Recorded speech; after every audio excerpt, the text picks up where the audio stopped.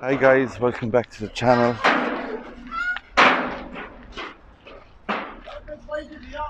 Noisy start to the video. Some work going on in the church.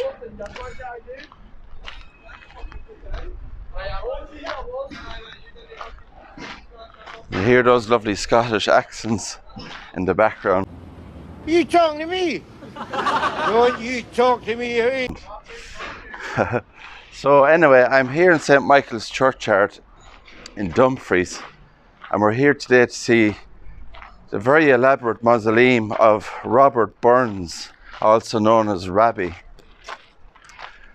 And first of all, we will go and have a look at his original grave, because he was moved from the northeast corner of the cemetery here. And what a beautiful cemetery this is.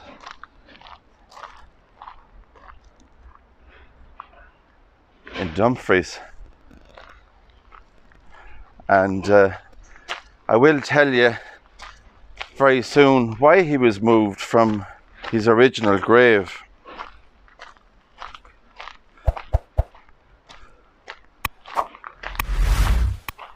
So I believe his grave is just down here to the left.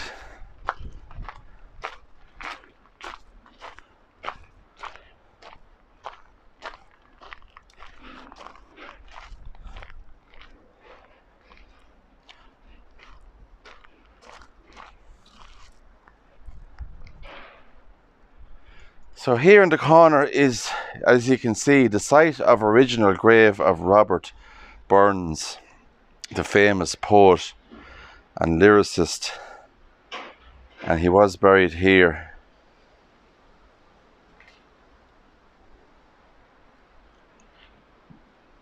So we'll go up and have a look at Robert's mausoleum and give you a little bit of information about his life, and of course the story of his skull was stolen from the crypt. Some beautiful graves here. Look at this obelisk.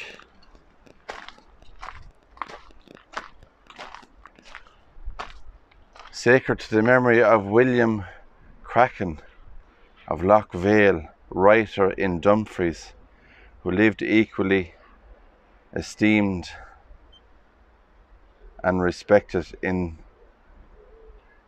the character of husband, father and friend. And he died on the 2nd of July 1818 in the 62nd year of his age.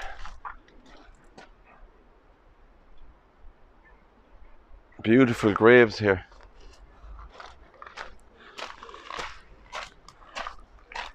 So I will be doing another video not too far from here, a very, very interesting one. So this here is the final resting place. He was moved here, Robert Burns, and what a very elaborate mausoleum it is here in Dumfries.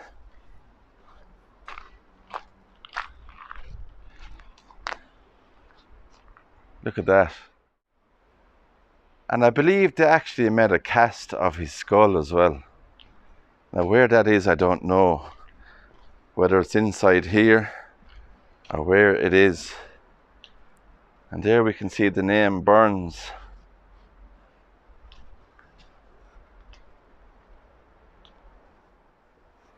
So Robert Burns is widely regarded as Scotland's national poet. He was born the son of a farmer in Alloway, Ayrshire. He received little regular schooling and was educated mostly by his father and a teacher, John Murdoch. He achieved national success following the publication of the Kilmarnock edition of his poems in 1786. He was married to Jean Armour from Mauchline, Ayrshire. So we'll have a look inside his mausoleum.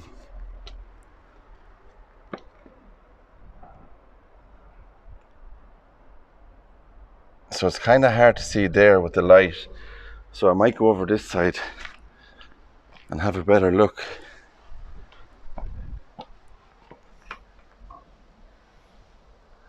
Wow, look at that inside. Beautiful angel. And Robert Burns himself looking up at the angel, holding his hat in his hand.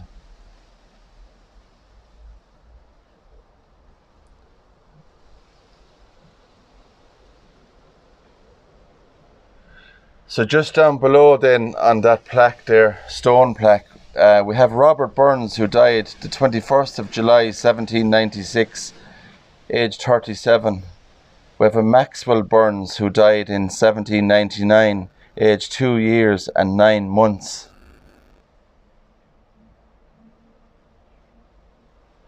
So the remains of Robert Burns were removed into the vault below on the 19th of September 1815, and his 2 sons. Also the remains of Jean, his wife.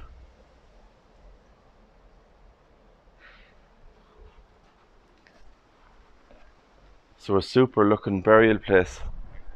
And as I was saying, the reason why he was moved from the grave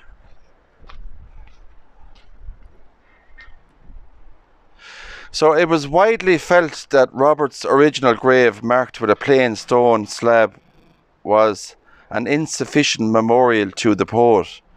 So when Dorothy and William Wordsworth visited Dumfries here in 1803, they had difficulty in finding the grave. So in 1813, a number of prominent citizens in the town decided to launch an appeal to build a fitting mausoleum. And what a fitting mausoleum it is. Known as a genius, Robert Burns.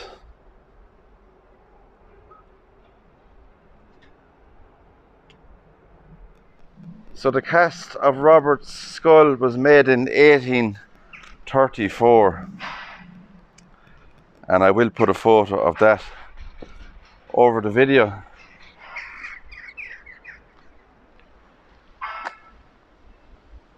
Now, 40 years after Robert's death, somebody did break in here, locals in the Dumfries area, into the crypt and stole Robert's skull.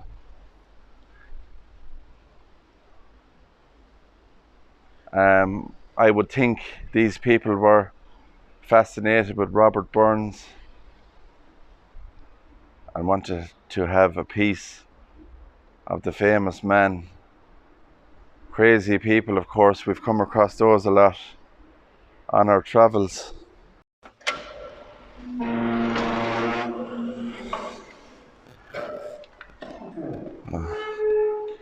Thanks very much.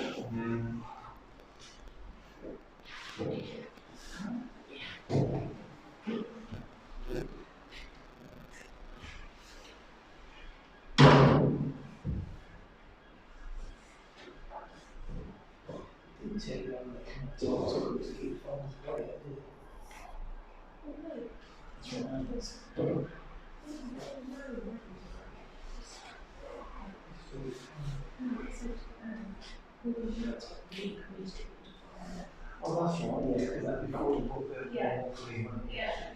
And that's why we built this. That's what we said, yeah. So everybody that lived in the house is buried here. 40 years after his death, I think his skull was stolen. Not stolen. Well, or was it not from the crypt? No, it was taken from here deliberately. Or deliberately? Yes. When his wife died. When the night that they opened the tomb to dig his wife's grave, they made an arrangement to actually take a copy of his skull. So that time phrenology was very big. It was a very big science in those days, not really a science, but in those days it was. And one of the professors at Edinburgh University asked for the opportunity to take a cast of his skull so they could figure out why he was a genius. Yes, exactly. And so, the night before Jean was buried, they came down. The tomb was open. They opened Burns's grave, and they then took out his skull. They wrapped it in a velvet cloth. They took it to a local artist, a sculptor in the town. The place is no longer there, and he made 3 casts of the skull.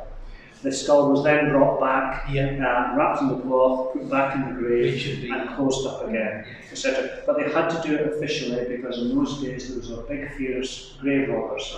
And so they had to make sure that it was known to the authorities that they were doing this. So rest in peace to Mr. Robert Burns and his family. So we'll continue on here, guys, and see a couple of more elaborate graves.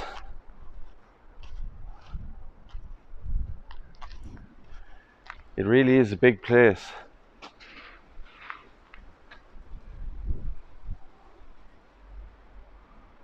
Lovely stonework and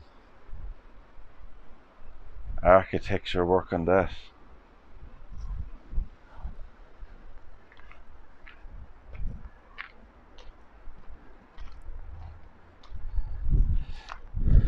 And on this one here it says, "To the memory of Peter King, hairdresser in Dumfries, who died the 18th of October 1852, aged 60 years. Also his wife Jane, who passed away in 1870, aged 74. So it's always interesting to see the person's job title, I suppose, on these headstones. A hairdresser in the 1800s. And I can imagine what kind of hairstyles he would have been doing back then. Not like we have today.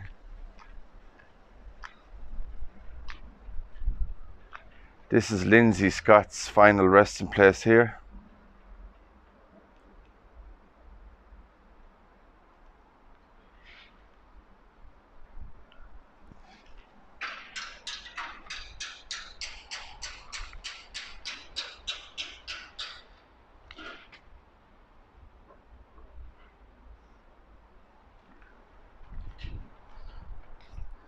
So here we have James Fraser, surgeon in Dumfries, and he died on the 11th of February 1841, aged 56, and his wife Eliza died in 1848.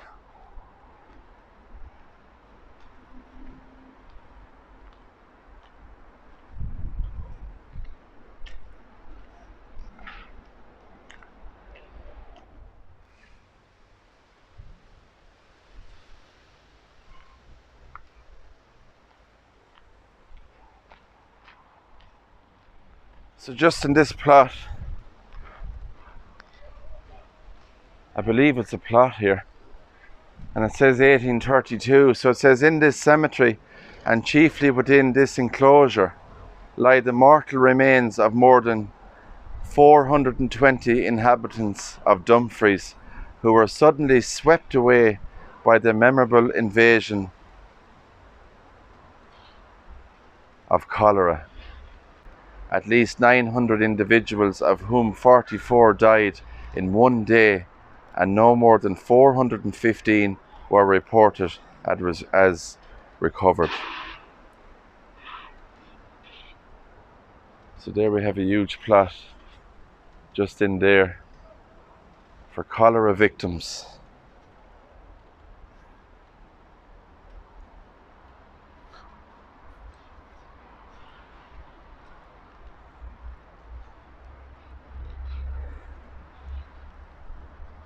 James Redmond, who died on the 18th of July 1883, aged 71, and Agnes, his wife.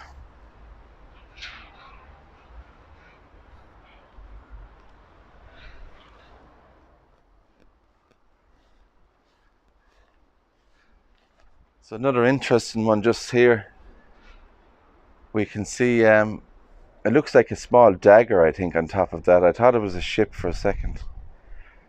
So it's Jane Hewen, wife of James Dalzell, who died the 9th of February 1836. William Dalzell, captain in the Madras army, who died in 1837.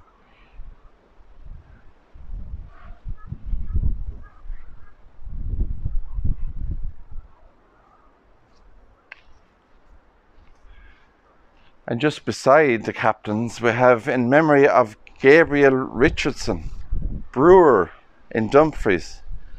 So a man involved in the beer industry, a native of the parish of Kirkpatrick, born in humble circumstances on the lands of Kellowbank, once the property of his ancestors, was early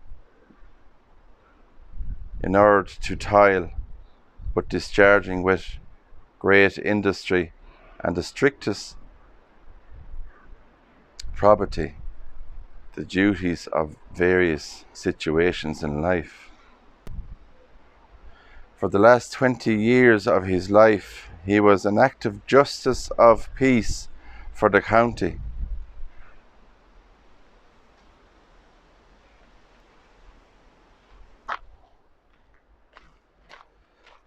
So there you go, guys. Very interesting, and got very lucky there because the tour guide in the cemetery here actually was coming up with the key to open Robert Burns's mausoleum, so we got to go inside and have a better look there as well.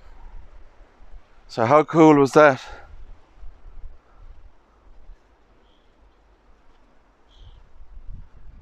So here we have John McCormack, a shoemaker who died October 1861, aged 70 years, and Mary, his wife, died in 1866.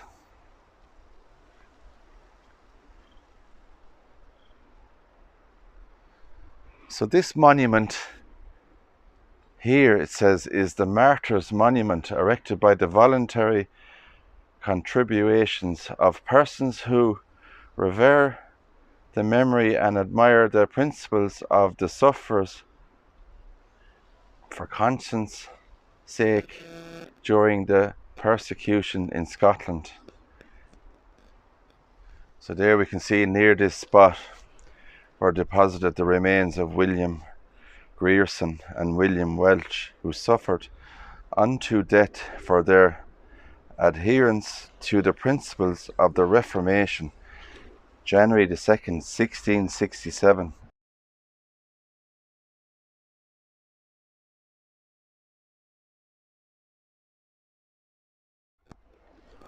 So the rain was coming down there and thankfully has stopped again, so we can maybe shoot a couple of more parts around here of graves and stuff before we head off.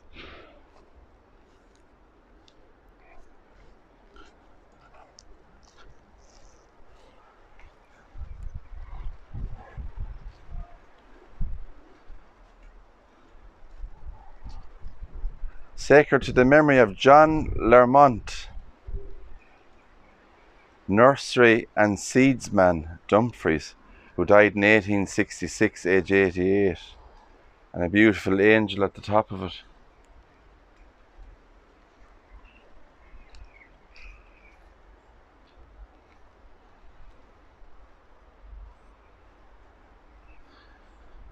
So there's a sea of graves here, as you can see.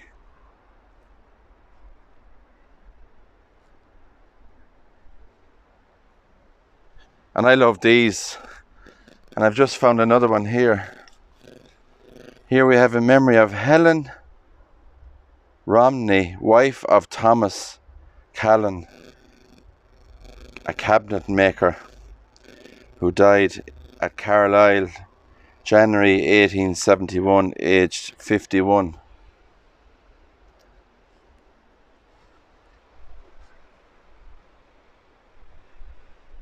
A cabinet maker, hairdressers, all sorts of people in life.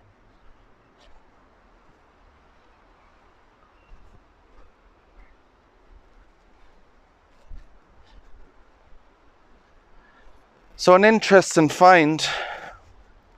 This old place, while I was passing here, I said I would come in and do a video and see, of course, the mausoleum of Robert Burns. We've more shoemakers here. I don't think to be short of shoes back then in this area.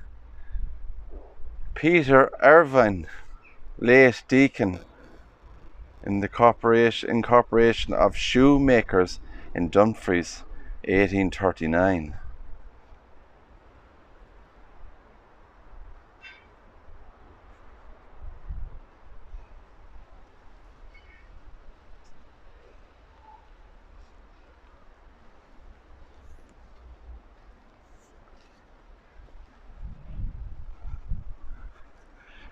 So a lot of these graves then have the blue plaques, and here we have Captain John Hamilton.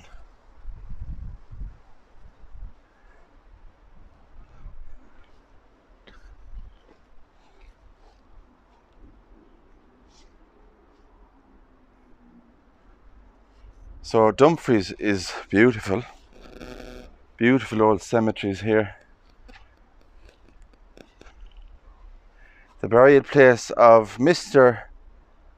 James Dixon, late sheriff clerk, and his family, 1776.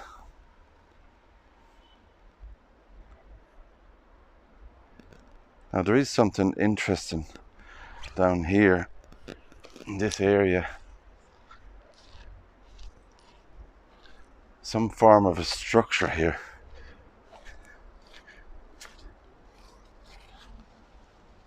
Actually looks like a burial area in there if you look in. There's just trees growing everywhere. And there is a plaque there. The burial place of... Very hard to see, the name has gone off it there, it's worn away. But a burial place in there.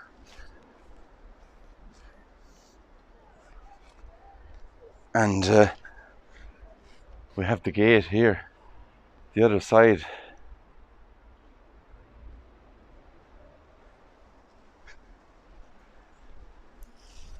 Totally overgrown in there, look at that. Trees growing inside.